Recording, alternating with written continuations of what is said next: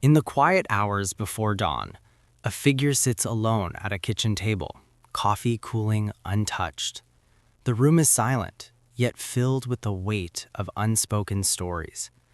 There is a softness in the solitude, a practiced stillness that feels both protective and heavy.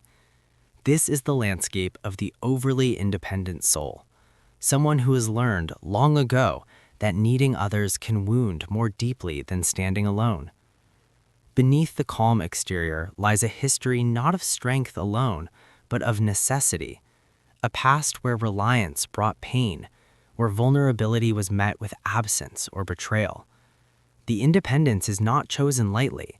It is forged in the fires of early loss, shaped by moments when the hand reached out and found only empty air.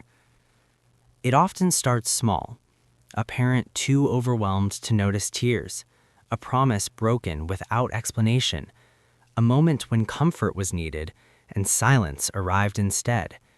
These are not always dramatic cruelties, but gentle neglects that accumulate like dust on a windowsill. The child learns to soothe themselves, to wipe their own face, to pretend the ache is not there.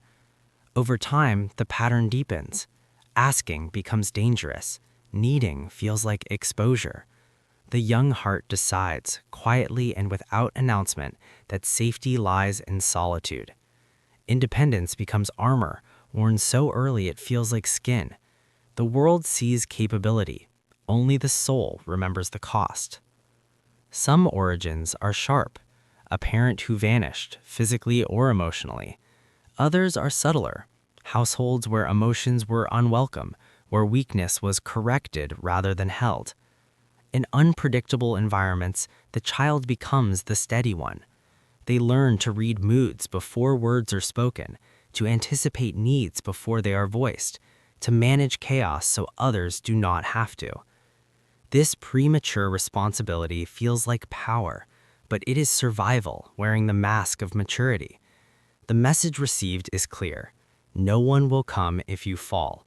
So the falling stops, the asking stops. A fortress is built, brick by careful brick around the tender parts.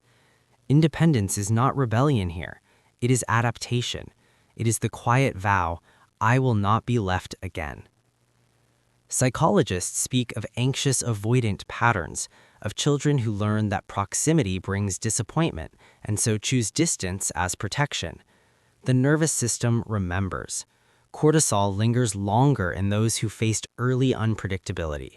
Trust becomes a calculated risk rather than a natural state. Hyper-independence emerges as both shield and prison.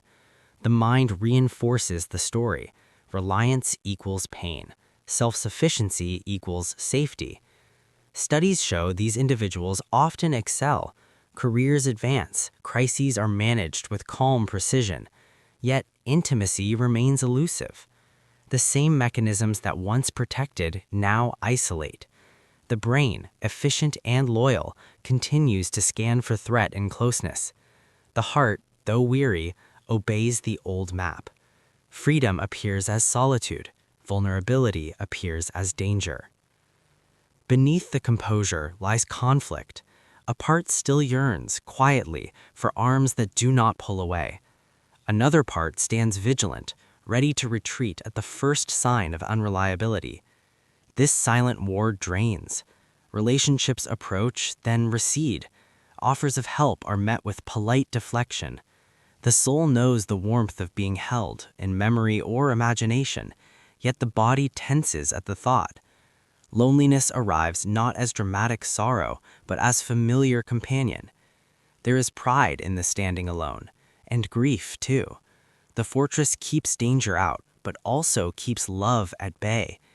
The independent soul grows tired of its own vigilance, yet cannot imagine laying down the shield. One day, perhaps in stillness, the realization arrives without thunder. The walls were built for a war that ended long ago. The enemies of childhood are not the people of today. The awareness is quiet, almost shy.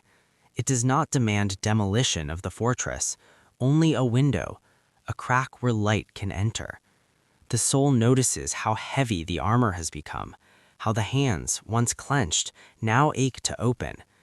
There is no dramatic surrender, only a softening, a willingness to feel the old fear without obeying it. The past is not erased, it is held differently, seen as teacher rather than tyrant. Independence remains, but no longer as the only language of safety. The bruises of the past do not vanish. They fade into story rather than sentence. The overly independent soul learns a new balance, to stand firmly and still allow a hand to be held. Connection becomes possible not because the fear disappears, but because it is no longer obeyed blindly. There is space now for both strength and softness. The fortress remains, but with doors. Some days they stay closed. Other days they open, cautiously, to let someone in. Healing is not the absence of caution, but the presence of choice. The soul, once braced against abandonment, begins to rest. Not in perfection, but in the quiet truth.